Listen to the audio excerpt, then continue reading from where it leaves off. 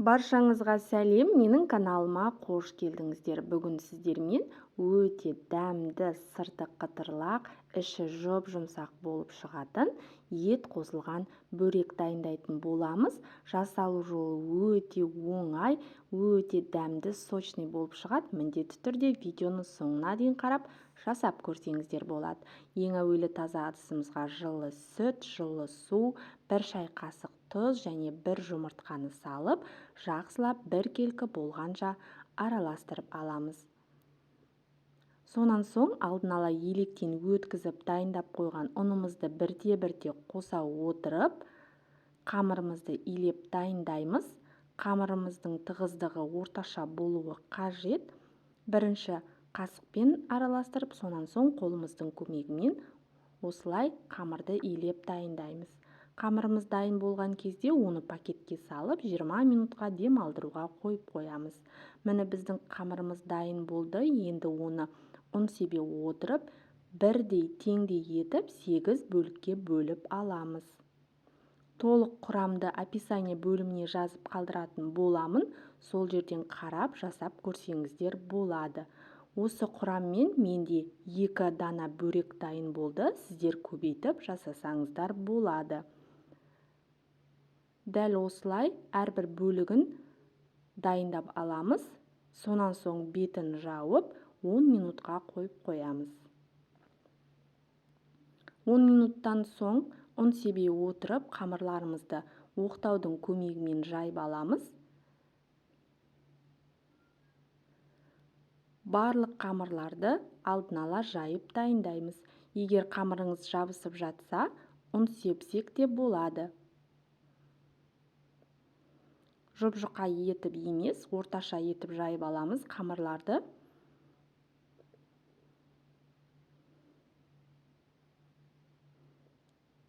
Барлық қамырымыз дайын. Енді оны тарелкаға жинайтын боламыз. Арасына сары майды ерітіп жағамыз. Ыдысқа жабысып қалмау үшін ең астына да май жағамыз. Сонан соң әрбірінің арасына сары майды толықтай жағып шығамыз. Маргарин пайдалануға болмайды. Мен 65% жайлау майын пайдаландым. Барлығын осылай жинап аламыз да бетіне де сары майды жағып, шамамен 20 минутқа қойып қоямыз. Осы арада салмасын дайындайтын боламыз. Салмасына тартылған етті қызып тұрған майда жақсылап қуырып аламыз. Достар, менің каналымды жоғалтып алмас үшін видеоның төменгі жағында тұрған подписаться батырмасын басып, қоңырауша белгісін басып қоюды ұмытпаңыздар. Сол кезде каналымда шыққан жаңа видеоны бірінші болып тамашалай аласыздар. Етіміздің үстіне майда етіп туралған пиязды салып, оны да жақсылап қуырып аламыз. Каналымда керемет оңай дайындалатын қолжетімді рецепттер бар, кіріп қарап көрсеңіздер болады. Сонан соң татымына қарай тұз, бұрыш, өзіңіз қалаған дәмдеуіштерді салып, жақсылап біркелкі болғанша араластырып аламыз.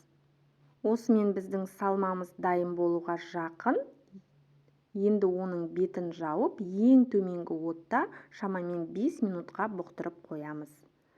Міне біздің қамырымыздың да сары майы байқағандарыңыздай қатып дайын болып тұр. Енді оны ешқандай оқтаудың қажетінсіз, дәл осылай видеодағыдай қолымыздың көмегімен жан-жағынан созып жайып аламыз. Егер қамырыңыз жыртылып жатса, ешқандай уайымдамаңыздар, ештеңе етпейді. Дәл осылай көлемде жайып алғаннан соң дайын болған салмамызды салып, тура видеодағыдай рулет тәріздес етіп орап аламыз. Бір бөрекке 4 дана қамыр кетеді. Сонан соң алдын ала дайындап қойған табамызға тура видеодағыдай қамырды жайғастырып шығамыз. Барлық қамырларды дәл осылай жайып аламыз. Өте оңай, тез жұп-жұқа болып жайылады. Салмасын салып, рулет тәріздес етіп орап аламыз.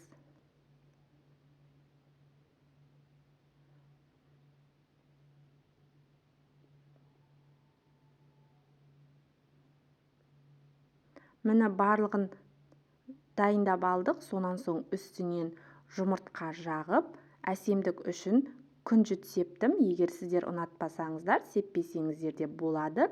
Сонан соң алдын ала қызып тұрған пеште 270 градуста беті қызарғанша пісіріп аламыз. Міне біздің ет қосылған бөрегіміз дайын болды. Өте дәмді, сырты қытырлақ, іші жұп-жұмсақ болып шығады. Міндетті түрде осы рецептпен жасап көріңіздер, сіздерге ұнайтынына сөзсіз. Видео пайдалы болған болса, лайк басып, пікір қалдыруды ұмытпаңыздар. Ас болсын!